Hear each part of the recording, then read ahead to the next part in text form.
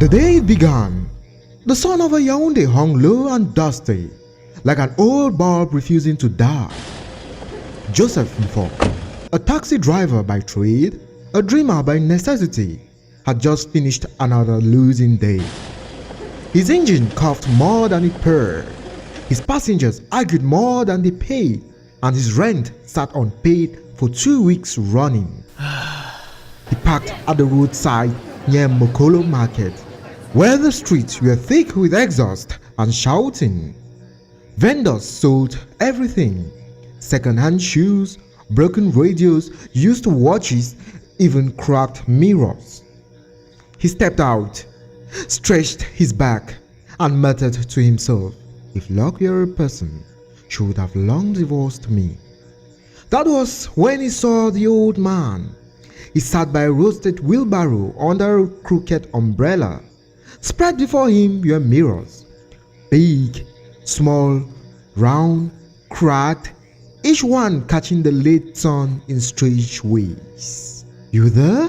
The old man called. His voice was cracked like his words. "Driver, come, I have one for you." Joseph laughed. "One what?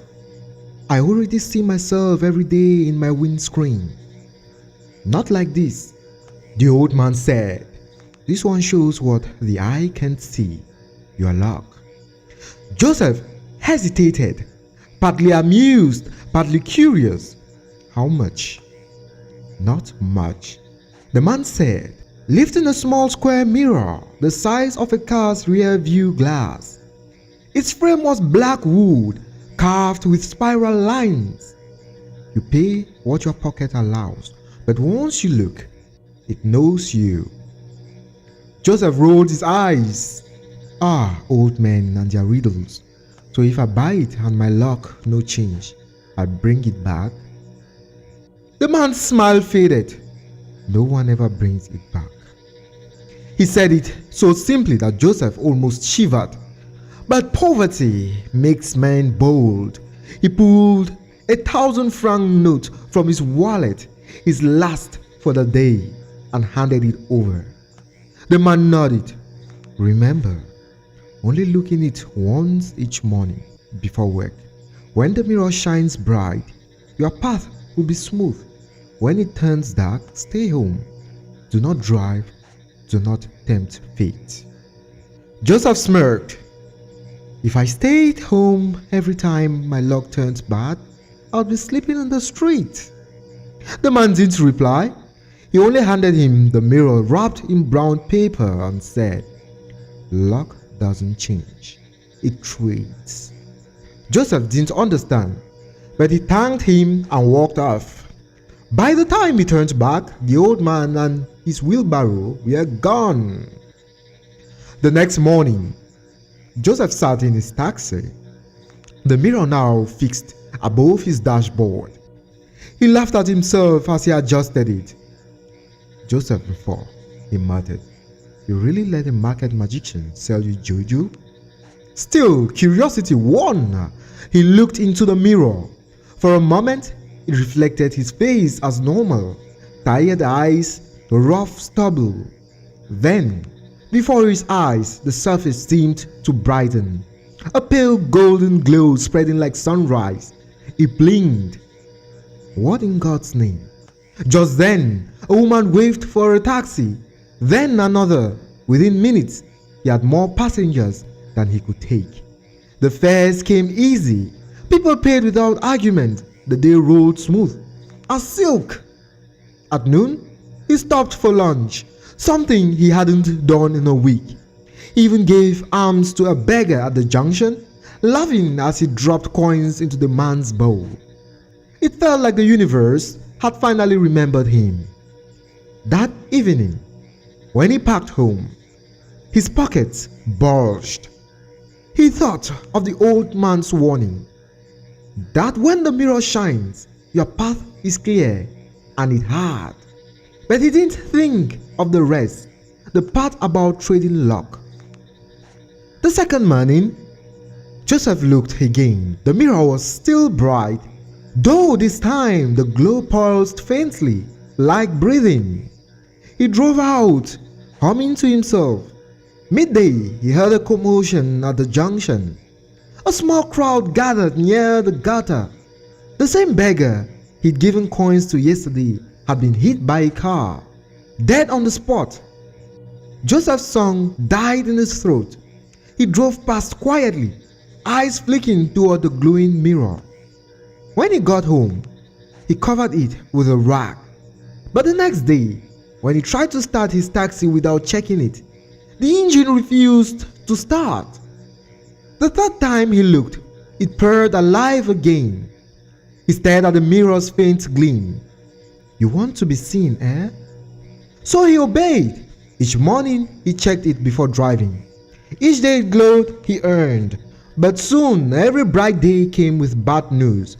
A neighbor's child fallen sick, a fellow driver's taxi burned, a friend losing his license. It was like his luck had become a thief, stealing from others to feed him. By the end of the month, Joseph had repainted his taxi, bought new tires, even paid his debts. But when he looked in the mirror, his reflection looked older, lines deeper, eyes darker, as if something inside was quietly aging faster than his body. Still, he couldn't stop. The days when the mirror dimmed, he'd panic, whispering to it, "Please, just little shine. I'll drive careful today." And each time, it brightened again. But he never noticed the growing number of funerals near his neighborhood. It happened on a Tuesday. Joseph looked into the mirror and saw nothing. No glow, no face, just darkness, like staring into an empty well.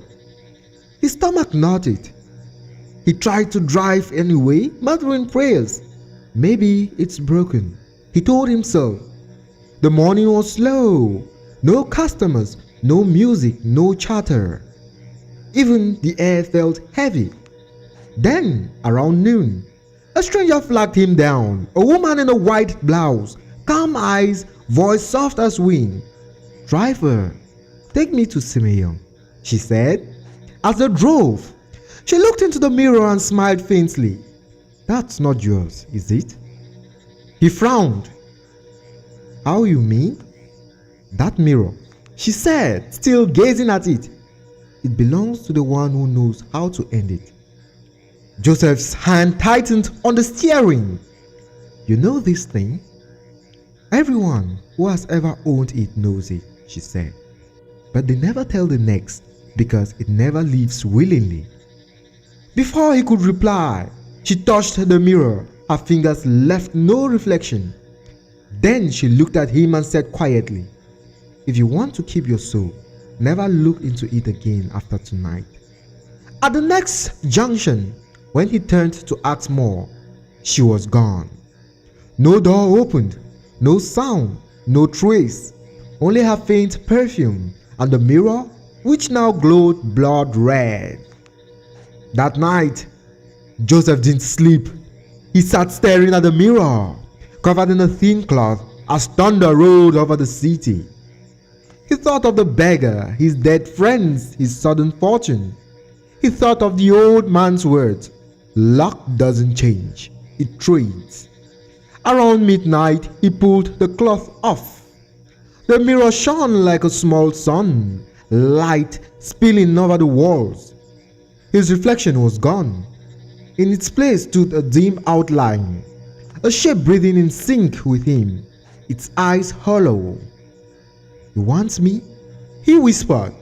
"You've had me all along." He lifted it, intending to smash it, but his arms froze mid-air. His muscles refused to move. The glow brightened until it filled the room, and his voice became a whisper. "Fine. If it's luck you trade, then take it back." The glass cracked. A low hum filled the air.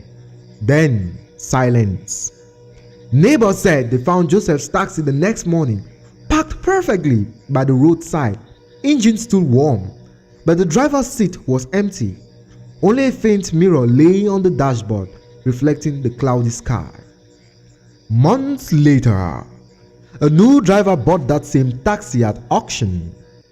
The first morning he cleaned the dashboard and found a small mirror taped beneath. He laughed, thinking it was decoration. As he wiped the dust away, the surface caught the light, and for a second a faint glow danced across his face. Then the mirror brightened, and somewhere far away thunder rolled again. Every time we wish for luck, we forget most come from somewhere.